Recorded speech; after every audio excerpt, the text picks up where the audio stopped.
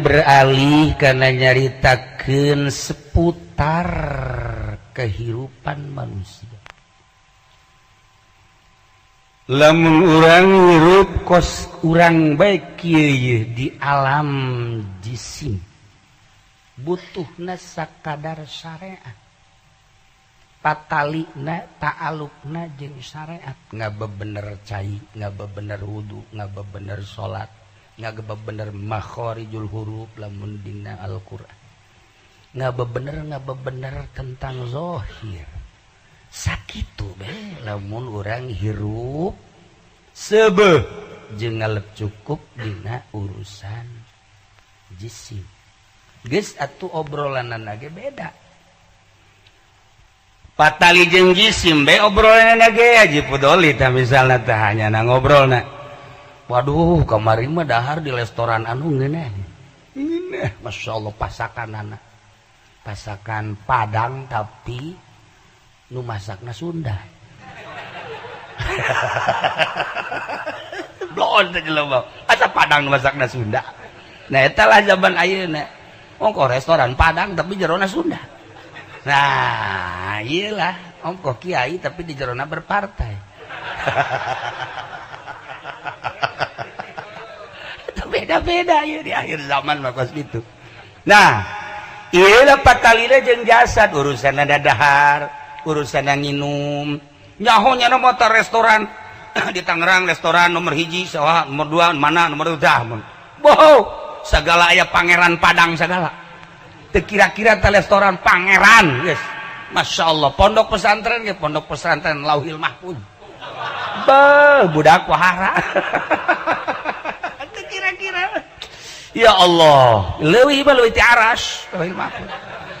Di Tangerang kan aya tah pesantren Jagat Aras. Haji Agus deuk nyieun Lauhil Mahfuz.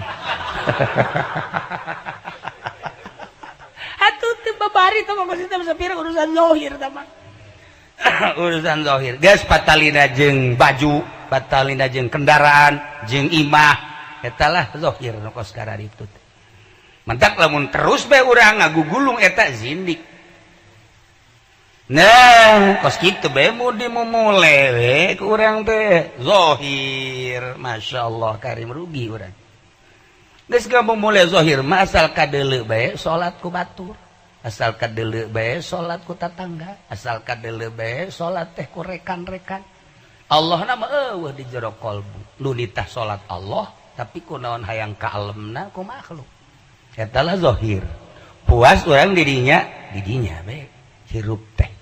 Sakitu obrolan ge eta bae baju obrolan teh. Kopi obrolan teh. Wih, kopi Palembang bagus. Iya, wah. Itu bagus itu bener. Masya Allah tuh seputar makanan, minuman, pakai dan lain sebagainya. Mulai urang teh ku hari silulup hayang nyaho ka hakikat. Hayang nyaho ka hakikat. Nu mantak hayang nyaho ka hakikat sebab aslina manusia mah lain ieu. Ieu mah terbuat tina lempung. Lempung ieu mah tanah urang. Geus kulantaran tina tanah atuh rupa-rupa warnana. Aya nu putih. RRC Hong Kong. Nah, kan putih teh bata. Di Indonesia dijualan di hotel orang in Cina loba jasa. Hargana murah deh, terjangkau. Aduh, teu bareres jasa. Udah barangna bagus, terjangkau deh harga. Pohara. Nah, itu kan. Aya lu biasa-biasa ya jangkung gede India. Mesir aya di Indonesia. Pokoknya hayang urang mana komo tama Subang Karawang Bandung ambalaya. Teu kudu ka hotel teh mah. Atuh di kawasan ge nembrak teh mah. Ya Allah 5.000 hutang. Lalakon komo ieu di tahun baruan. Boh budak. Masya Allah eta nu ngaran Soptek Ambalaya. Nah, iya nu kos karari. Iya kan zahir tama nu kos kitu mah zahir. Nah, hakikatna manusia mah ternyata ruh. Urang urusan zahir sakumaha tadi dahar minum pakai kendaraan imah berkencang dan lain sebagainya. Encan nyaho ka hakikatna manusia meruh anu Allah nyaritakeun melalui Kangjeng Nabi wa nafakhtu fihi miruhi. Nah, kunaon atuh urang teu pernah ngurusan ruh. Jaruh ge sarua kudu dahar, ruh ge sarua kudu nginum, ruh ge boga aambean, ruh teh boga dedeleuan, ruh teh boga ketenangan, ruh teh ngarasula. Nah, kunaon atuh urang teu pernah ngurusan ruh. Henteu pernah ngurusan ruh, pungplapengple urang tah. Ruh teu pernah diurusan. Geus kulantaran teu pernah diurus ruh teh. Atuh ngaco. Urang hirup urang teh sakumaha nafsuna bae. Terus saya kahayang dahar di mana, minum di mana, sare di mana, hotel mana, kendaraan, gonta-ganti nu boga. Nu teu boga kan tinggal henekna doang. Atuh batur nu meuli mobilnya nu meuli bodrek. Ieu kan teu beres sih urusannya. Nah, ruhna teh diurus, maka Tuan Syekh Abdul Qadir Al-Jailani kuddisa sirruh nyarankeun ka urang fayam bagi lil alim. Harus ka jelema nu kasipatan ku ilmu. Ayu hasila makna haqiqatil insan ngahasilkeun makna hakikat insan. Al musamma bi tiflil ma'ani nu dingaranan ku tiflil ma'ani, ngaran istilah. Jadi atuh hasilkeun hakikat insan. Urang kan kuari mah can ngurusan ruh, encan datang ke hakikat insan. Ngumantat Tuan Syekh Abdul Qadir teh nyieun isyarah dina aurad fuyudot kitabna. Isyarah buaya, macan, singa, orai, kabeh di isyarah. Eta teh manusia.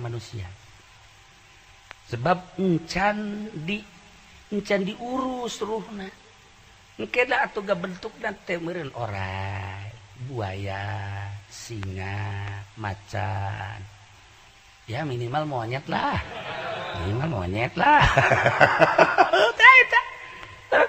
Lamun macaan seputar penjelasan Tuan Syekh Abdul Qadir dina bag-bagan manusia seperti eta, maksudna supaya jadi hakikat insan, tina orai supaya jadi jelema, tina macan supaya jadi insan, tina buaya supaya jadi insan. Nah tugasna Tuan Syekh qadami hadhihi ala rabbati kulli waliyin wa waliyatilillah. Dampal suku kaula teh aya luhureun seluruh wali lalaki jeung awewe. Sebab kukula diurus jelema teh, dijadikeun murid. Geus atuh pangkatna engke jadi wali. Pangkatna belah dia salik, pangkatna murid, pangkatna fakir. Nah, asal endek urang teh jadi jelema endek moal sih jadi jelema tinggal sakitu doang. Nah, lamun endek coba tinggalkeun tawarung berani tante.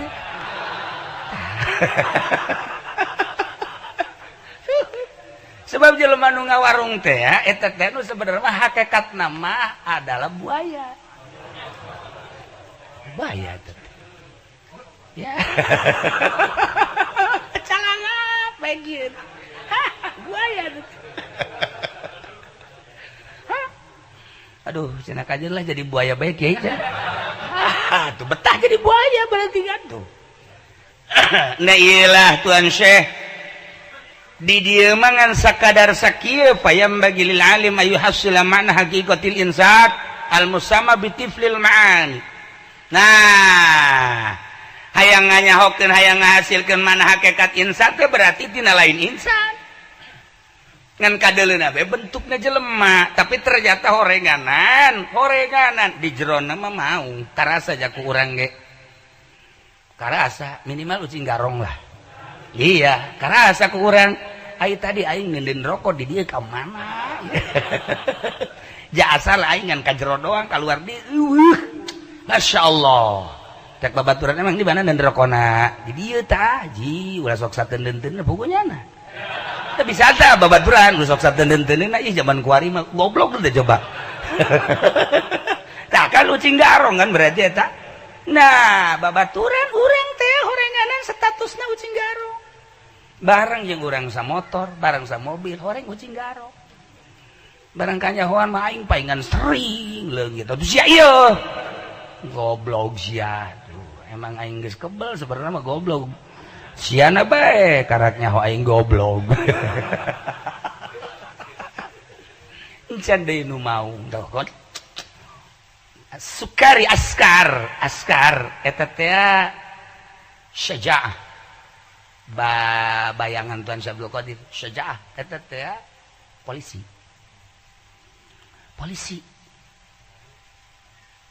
syaratoh eta teh berkarakter mau nya nama deukna nikem bae boro-boro kanu salah nu teu salah gedeg ditikem bae atuh pamajikan apa ya pamajikan ye nyana pamajikan awe boga salah ke polisi atuh sering ditikem unggal peuting ditikem ya Allah ya Rabbi datang ke anakan deui eta hasil tikemannya na eta nah seperti kos gitulah urang lamun nyaritakeun isyarah Tuan Syabdul Qadir meringkak bulu sebenarnya maka jadikeun ku urang diri urang sebagai manusia cuman di dieu bahasana payambagi lil alim berarti kan kudu jadi alim heula jelema anu teu alim teh mani tasawuf bil ilmi jelema nu kasipatan ku ilmu berarti kan kudu masantren heula kudu ngaji heula kudu belajar heula berarti kan lu teu belajar mah nyana betah dijadi buaya betahnya ada dijadi mau betah minimal ucing garong lah betah eta moal bisa dirobah-robah hese lu bodoh mah jadi dia ge payam bagi lil alim di cenah kieu kula kaasup henteu alim sebab ngaji unggal minggu atuh asal bener mah ngajina hiji di majelis kadua ulah ngopi ngajina ngarokok mah meunang atuh ngarokok teu ngopi mah cenah teu sedep tuh Pak Kiai